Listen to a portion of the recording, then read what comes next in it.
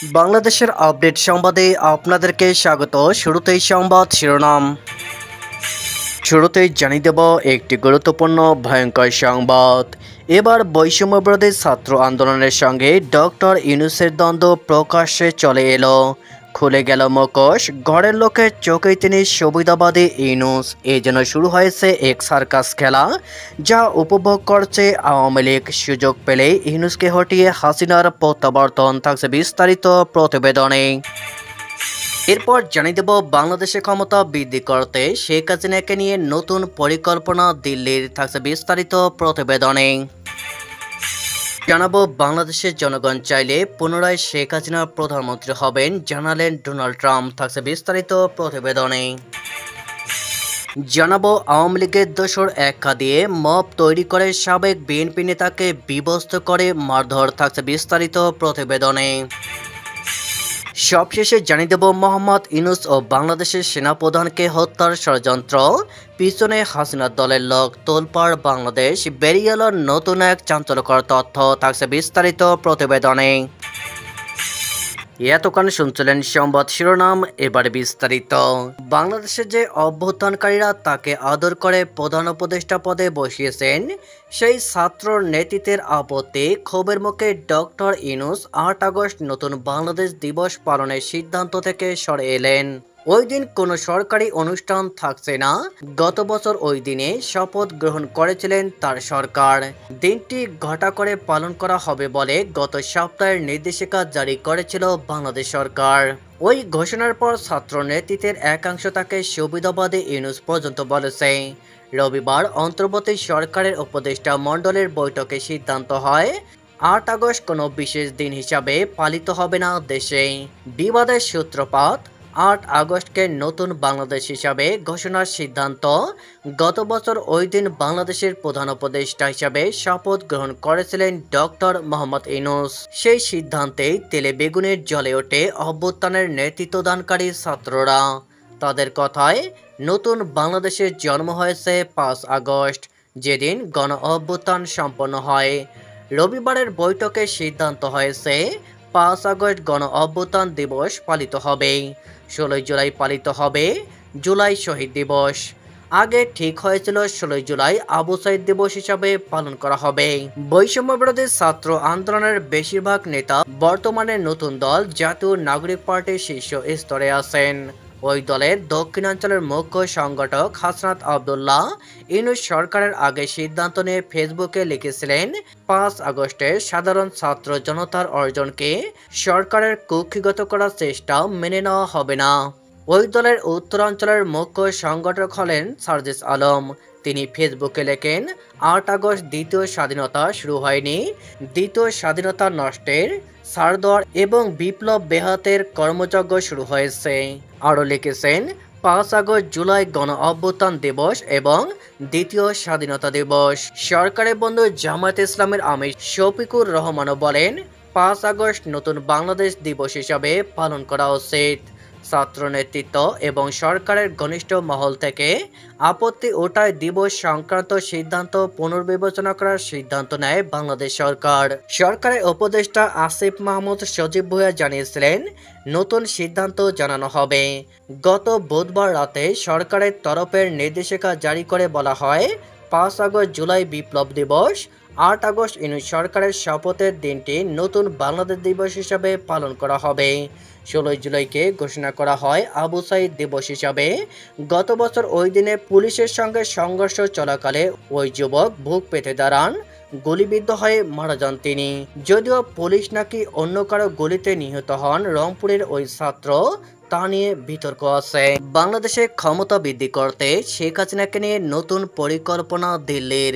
হাসিনার জামানা শেষ হতেই বাংলাদেশের সাথে ভারতীয় সম্পর্কে ক্রমশ ফাটল ধরেছে। ক্ষমতার শান্তিতে নোবেলজয়ী ডক্টর মোহাম্মদ ইউনূসের হাতে যেতেই ওপারে শুরু হয়েছে নানান ভারত বিরোধী কার্যকলাপ। ফলত স্বাভাবিকভাবে এক বিহায়া পড়শির মতো বাংলাদেশকে প্রত্যেক অগ্রহণযোগ্য আচরণের প্রত্যুত্তর দিচ্ছে ভারত, যার প্রমাণ সম্প্রতি বাংলাদেশি পণ্য আমদানি নিষিদ্ধকরণ। তবে শোনা যাচ্ছে এবার ওপার বাংলার সাথে সম্পর্ক নিয়ে ভিন্ন পথে হাঁটতে পারে দিল্লি। বেশ কয়েকটি সূত্রের দাবি, বাংলাদেশের সাথে দৃষ্টিভঙ্গি বদলাতে এবার ভারতের কাছে অনুরোধ রাখলেন ঢাকার সম্পর্কিত কূটনৈতিক বিশেষজ্ঞরা। বেশ কয়েকটি সংবাদ প্রতিবেদন মারফত খবর, বাংলাদেশের সাথে সাম্প্রতিক সম্পর্ক নিয়ে কথা বলতে গিয়ে বিদেশ মন্ত্রক বিষয়ক সংসদীয় কমিটিতে ওপার বাংলার স্বার্থ রক্ষাকারী কূটনৈতিক বিশেষজ্ঞরা জানিয়েছেন, বাংলাদেশকে পাকিস্তানের মতো শত্রুতার দৃষ্টিভঙ্গিতে দেখলে চলবে না, বদলাতে হবে এই দেশের সাথে সম্পর্কের দৃষ্টি। জানা যাচ্ছে, বর্তমান বাংলাদেশের সাথে আগামী দিনে ভারতের সম্পর্ক কোন পথে যাবে তা নিয়ে ইতিমধ্যেই বহু কূটনৈতিক বিশেষজ্ঞের মতামত চেয়েছে শশী থারুরের নেতৃত্বাধীন বিদেশ মন্ত্রক বিষয়ে সংসদীয় কমিটি। খোঁজ নিয়ে জানা গেল, ভারতের প্রাক্তন জাতীয় নিরাপত্তা উপদেষ্টা শিবশঙ্কর মেনন, অবসরপ্রাপ্ত army general Syed Ata Hasnain, Jawaharlal Nehru University School of International স্টাডিজের ডিন সহ বাংলাদেশে নিযুক্ত প্রাক্তন ভারতীয় হাই কমিশনার রেবা গাঙ্গুলি দাসের মতো বহু কূটনৈতিক বিশেষজ্ঞদের কাছ থেকে বাংলাদেশের সাথে আগামী দিনের সম্পর্কের দৃষ্টিভঙ্গি নিয়ে মতামত চেয়েছে বিদেশ মন্ত্রক বিষয়ক সংসদীয় কমিটি। বাংলাদেশের নতুন খেলা দেখাতে পারে ভারত। ইউনূসের শাসনকালে পাকিস্তানের সাথে ক্রমশ সখ্যতা বেড়েছে বাংলাদেশের, কাছাকাছি এসেছে ঢাকা ইসলামাবাদ।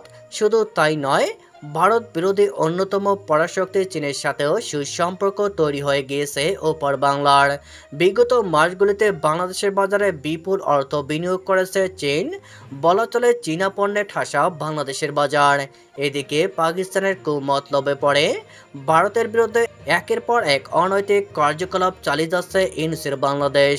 এমতো অবস্থায় বহু বিশেষজ্ঞদের দাবি, সবচেয়ে কাছের পড়শি বেহাত হওয়ার আগেই বাংলাদেশের সাথে অংশীদারিত্ব বাড়াতে হবে ভারতকে, আর তাহলেই তবেই ও দেশে কিছুটা হলেও ক্ষমতা পাবে দিল্লি।